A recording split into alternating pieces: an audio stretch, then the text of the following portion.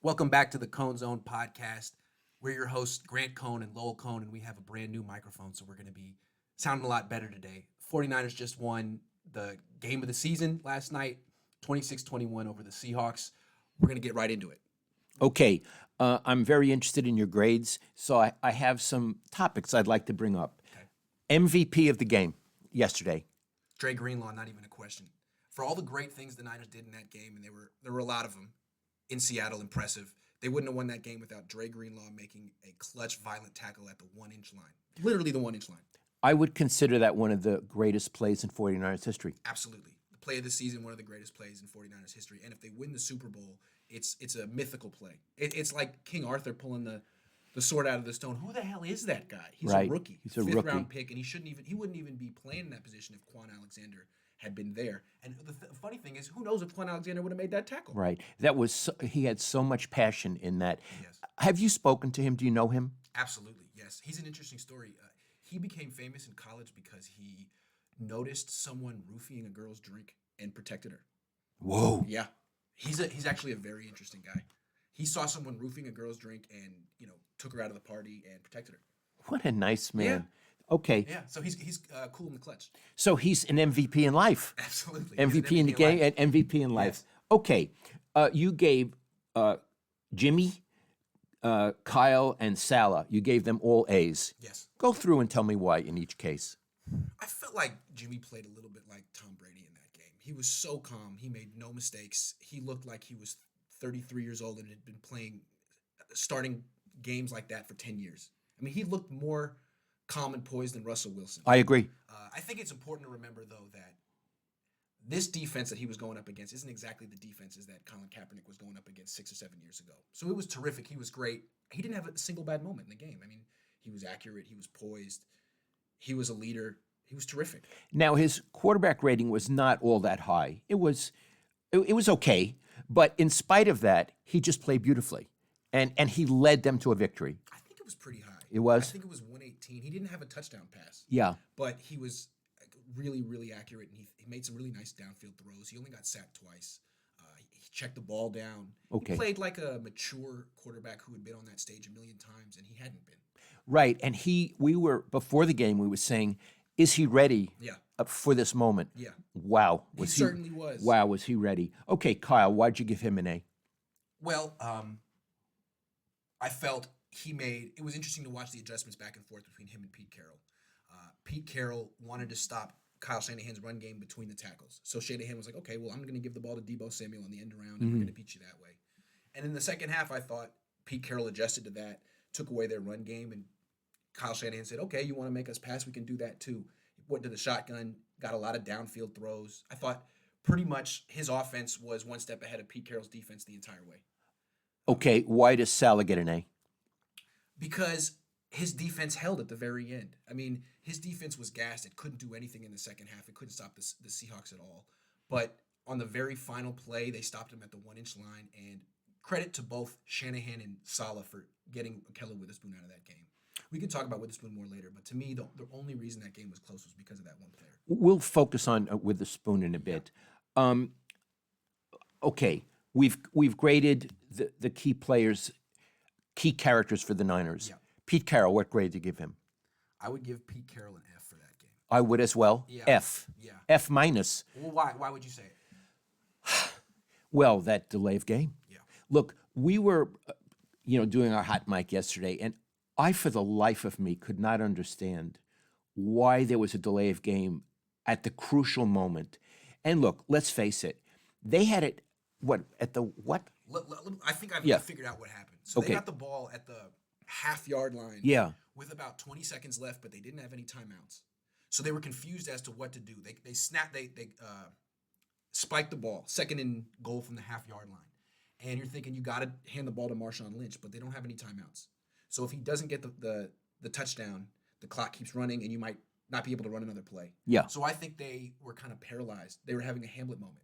What do I do? What do I do? And they actually couldn't even get the players on the field that they wanted, and they took a delay of game. So it's not an excuse. It explained what was going through their head, what the challenge they were trying to fix, but they had no solution for it, and they weren't prepared for that situation. And they burned all their timeouts, and that's on them. Okay, well, another way, say a Brooklyn way of explaining that, they choked at the crisis choked. moment. Yeah. Pete Carroll choked at the crisis moment. F minus. And again, coming into the game, we were thinking, is Kyle Shanahan going to repeat history?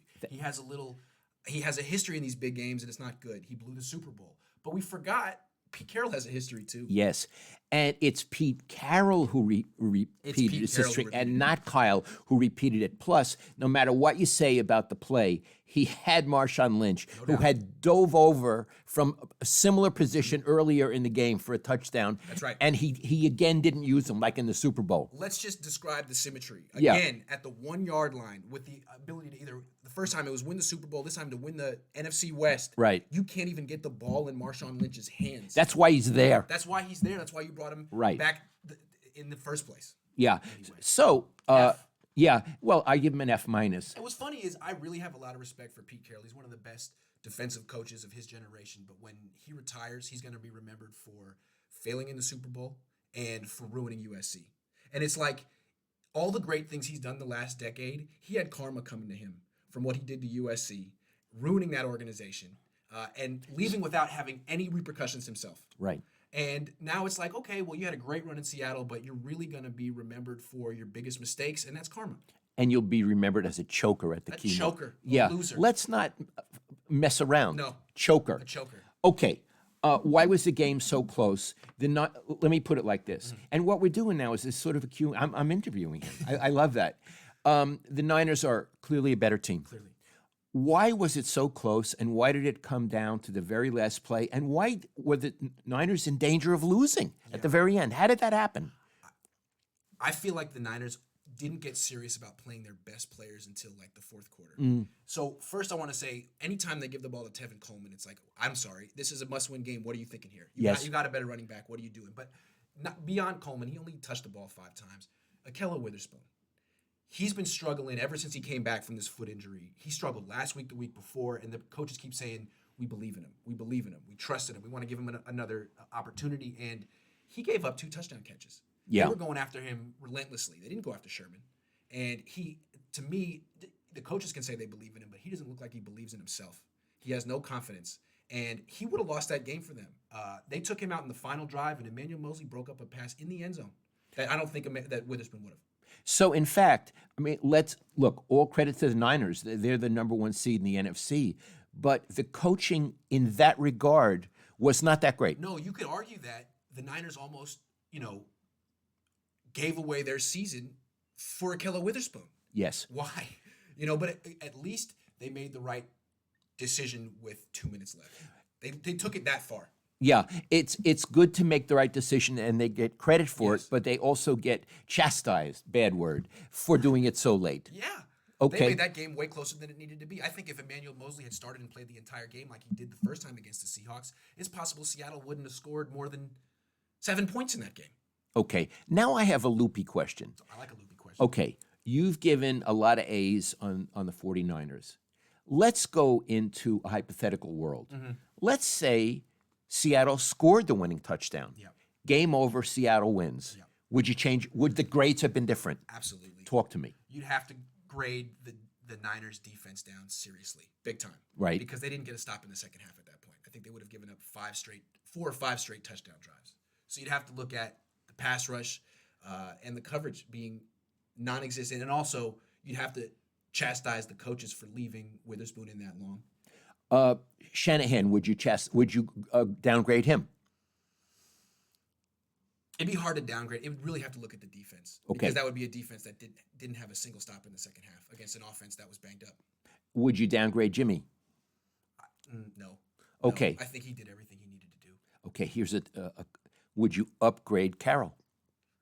Yeah. Yeah. Yeah, I mean, in that case, he would have found a way to win the biggest game of the season against a superior team that had outplayed him the entire game. Right. The Niners outplayed the Seahawks the entire game, and the Seahawks basically were in a position to pull off a massive upset, Right. and they blew it with a delay of game penalty. Yes. So I guess what I'm saying is you think of these grades as being based on the whole game, Yes. right? Yes. And you think that they're somehow written in stone, Yes. but they don't get written until the Yes. game absolutely ends. Yes. Because we could go with Carroll, who we're calling a choker and a bum. Yeah.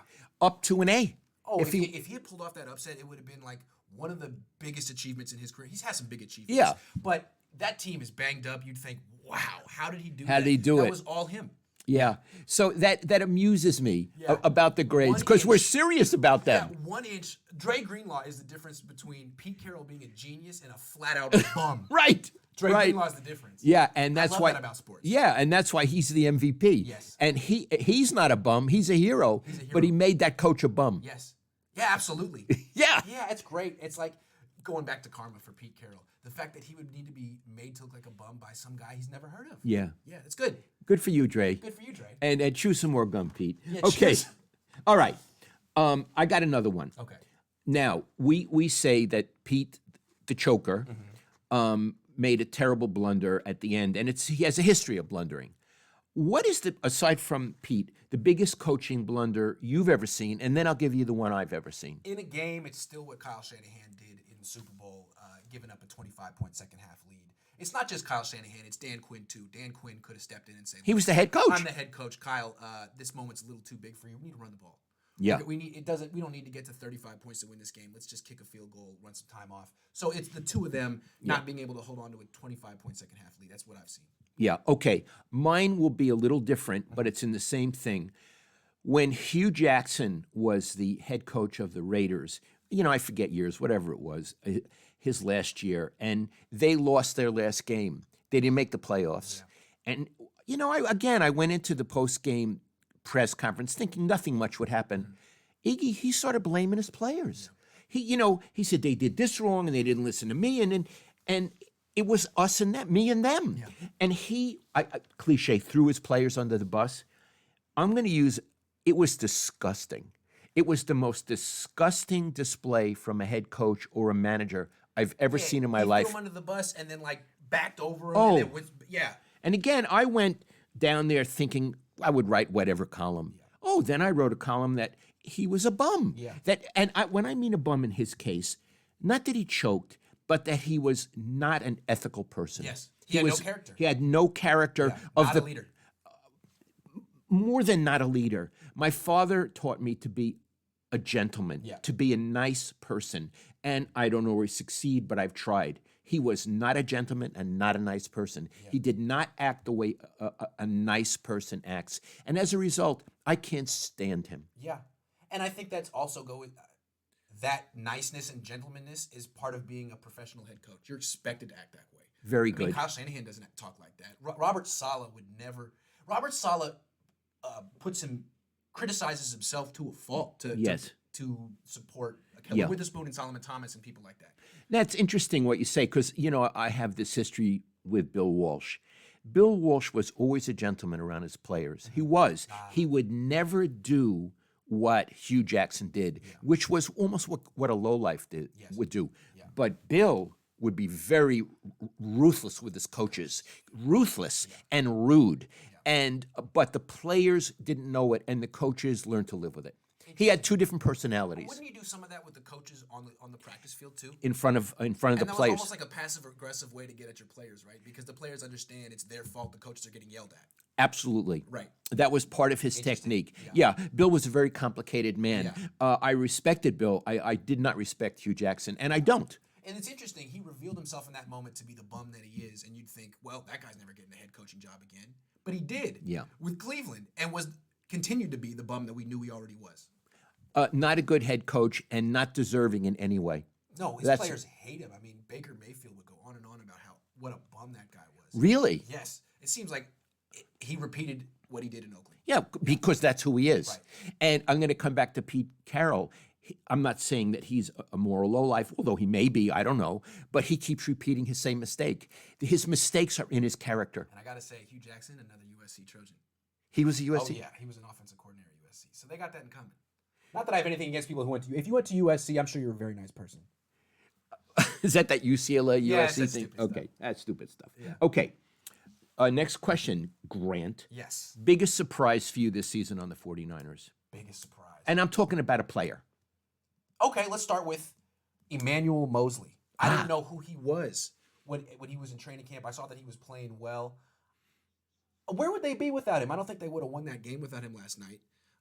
He's been one of these undrafted, anonymous players that have kind of not saved the season, but preserved it to be the historic season that it's been so far.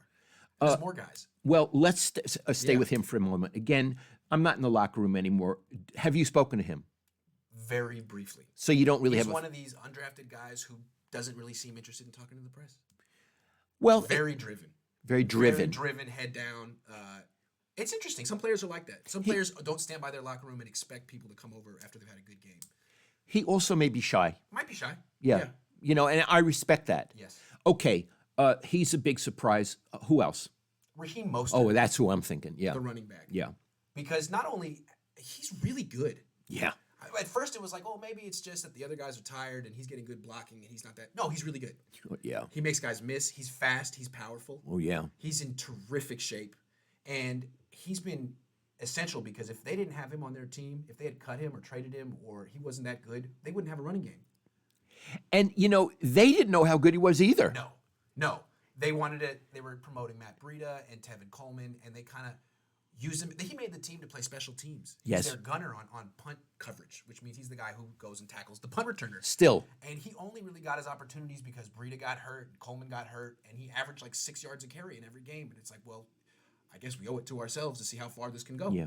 Again, undrafted. Undrafted. Now, They inherited him. What do you mean they inherited? He bounced around the league. Chip Kelly brought him to the team. And he was one of 7 or 8 guys that the Niners were like, okay, well, we'll keep him. But they at least had the wisdom to keep him. Absolutely, yes. What is he like? He's really, really nice and generous with his time and thoughtful. But he's also one of these guys who's doesn't have much to say candidly. I mean, he's been good for a few months, and he's not the kind of person like Nick Bosa who can just say what's ever on his mind. He kind of feels like he's in a lucky portion of his life, and it could all go away in a minute. He doesn't want to louse it up. He doesn't want to louse it up. So he's making a political decision. No question. Yeah, which I understand. Yes. In what you say, you don't want to get in trouble. Yes. Jimmy could probably have more leeway to talk than he does. But he seems like he's definitely that's how he acts around the media. But around the players, he seems like he's embedded in one of the guys on the team. Like there's a card group, a group of players that play cards every day, and they seem like kind of like what's Armstead, Debo Samuel, and Raheem Mostert are 3 of the guys. They seem like kind of like the inner sanctum of the team. Let me ask you again, because I'm not there. Are there little tables in there? There is one little table, and those 3 guys take it and play cards. Do you know what game they play? Oh, I don't know what game they play. It's probably spades. I'll ask them. Yeah, you should ask. Yeah. I want, because most of you people don't go into locker rooms and clubhouses. In baseball clubhouses, there's a lot of playing cards and dominoes. It's a clubhouse. It's a clubhouse. You're There are all kind of recliners and tables it's a clubhouse. and newspapers. Yep. A lot of cards. A lot of cards. Gum. There's gum all Gum over. everywhere. Gum And it's all every- about be comfortable. You're here every day. It's a clubhouse. Yes. The Niners football's a locker room, and the whole thing is don't be too comfortable. Yeah, you're right. We got to go play football. Yeah, you're right. I think. I love it. Yeah. So, but with the table is a little bit of a clubhouse. Yes. With the table. They made a little bit of a clubhouse feel. They also put a basketball hoop in there so they can do something. I love it. Yeah. I don't like the ping pong table though. That's out. That's Well, a bad look. I You don't even think- do that in baseball. I think you got it out. I think so, too. I think you got it out. I think so, too. Listen, I'm going to say something. Again, I'm not there, but I think the coaches read you. I think And- too. I think the players do too, because sometimes I'll be standing. Sometimes you'll do these group interviews and it'll get so big that you'll be leaking out and standing in front of someone else's locker. Yeah. It'll be someone I've never talked to, and they'll be like, "Excuse me, Grant." It's like, "Oh, sorry, Mike McGlinchey. Thanks." Excuse me, Grant. Oh, my God. Yeah. I think so too. Yeah. Because it's funny, when I first started, all these players were born in the mid '80s, and I don't think they were on Twitter all the time. But all these players now are born in 1995, 1996, and they spend more time on Twitter than I do. I think they're constantly looking up their own name and seeing what people are saying, and if anyone has anything negative to say, they'll remember it. Do you remember one time when you were much younger, you wanted to interview Frank Gore? Yes. Can you tell that story? And Yes. there was that other guy. Okay, so what happened was I had an incident with Frank Gore. He was doing a group interview and he cursed, and I thought it was great. So I transcribed it and put it out in a blog. I didn't actually write. I just put little bleeps out. But anyway, someone in the the PR staff said, "Grant, you got to take that down." And I refused. I said, "I'm sorry. That's between me and my editor. I don't work for you." Good for you. So I left it up. And I guess this PR person went to Frank Gore and said, "Don't ever talk to Grant." So I'm guessing. So I went up to Frank Gore a couple of weeks later and said, Frank, you got a minute? I just got a couple of questions. I think I was asking him about Michael Crabtree or something. And Gore looks back at the PR guy and says, am I allowed to talk to him? And the guy was like, you can talk to whoever you want, Frank. Like, you're Frank Gore. So Frank Gore, who's 5'9", I'm about 4 inches taller than him, stands 3 inches away from my face, like we're getting ready to square off in the boxing ring, and says, okay, go ahead, ask your questions. And we did a group one-on-one interview, 3 inches away from each other, and I asked my questions, and he answered without backing up. It was the most intense interview ever, but I liked Frank Gore more after that because he didn't know why he was mad at me. He had just heard, don't talk to Grant, and he was a team guy. Hey, if you say don't talk to Grant, I won't talk to Grant. And if you say I can, I'll get right up in his face. I like that about him. I got another Frank. I know we're supposed to be sticking to the game yesterday, but what the hell? I know another Frank Gore story. When Vernon Davis was on the team, I looked through the media guide, and I always look at the bottom. It says personal. I read every one of those because sometimes the people are interesting. And Vernon Davis said he was a studio art major at, where did he go? Maryland. And so I went up. I went up to him, and he's such a friendly guy. Yes. And I said, I noticed you're a studio art major. What does that mean? And he said, oh, I'm a painter. Yeah. And I said, oh, boing, would you bring in some of your... Omar Vizquel. There's been athletes like this, but yeah. Would you bring in some of your paintings? I'll bring down a photographer from the Press Democrat, and I'll write about it. Oh. Yeah. So I come there, and on the back lawn, near the fields, he has about 7 easels set up and a painting on each one. Wow. And he took me and explained, and they were good. I've seen his paintings. Good. Very good. And they were very abstract. And it seems like there's a lot of emotion in it. Like there'll be one where half of his face is totally black. Exactly. Wow. Yes. It was so interesting. Yeah. Well, the eating room has a door that comes right out there. Right.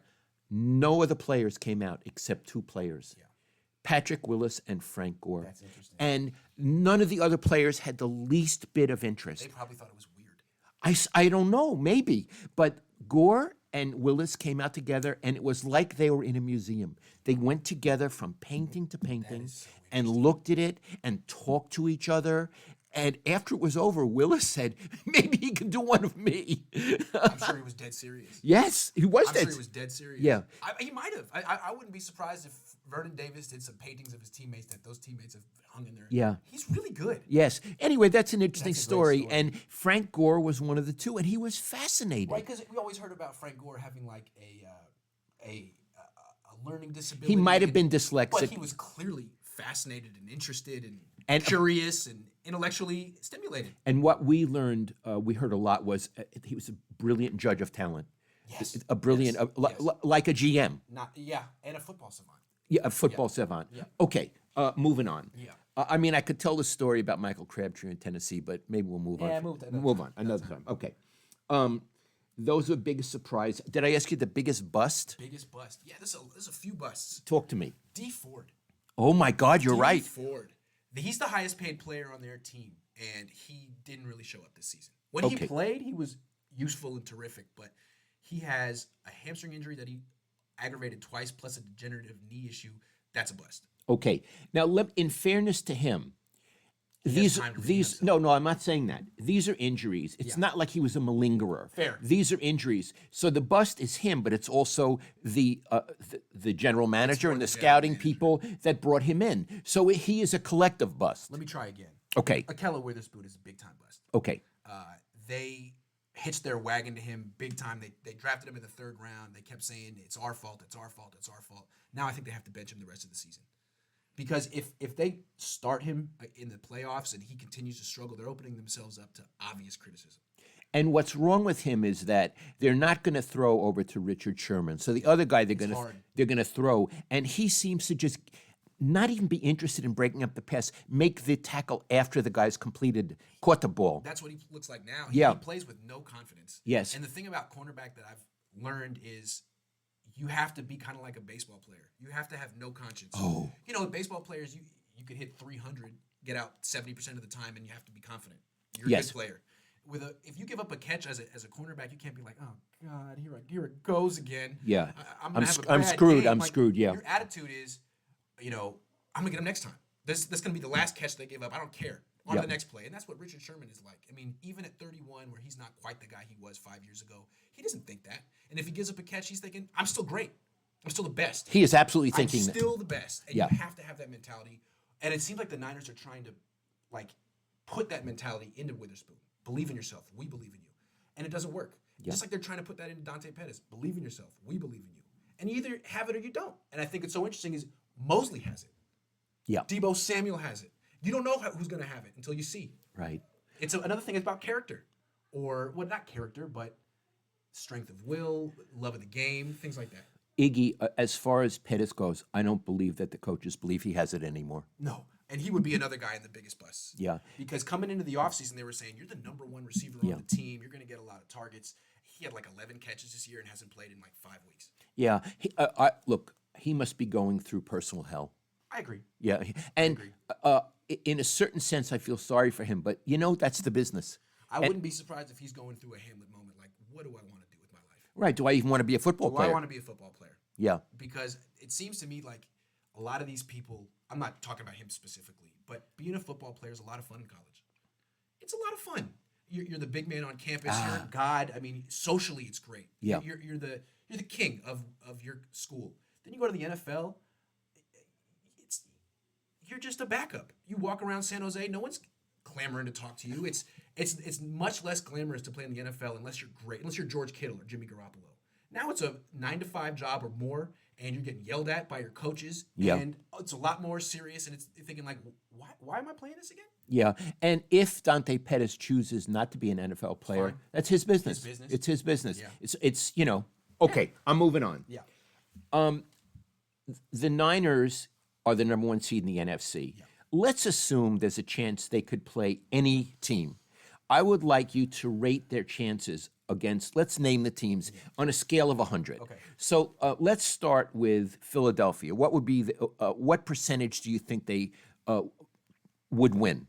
99. 99% At chance. home with a week off, Philly would have to be flying across the country at 99%. I don't respect the Eagles. I think that team is no good. It's an old team. They don't have wide receivers. They basically throw to their tight ends nonstop. They have no running game. I've seen them play. I would say 99% chance. Minnesota.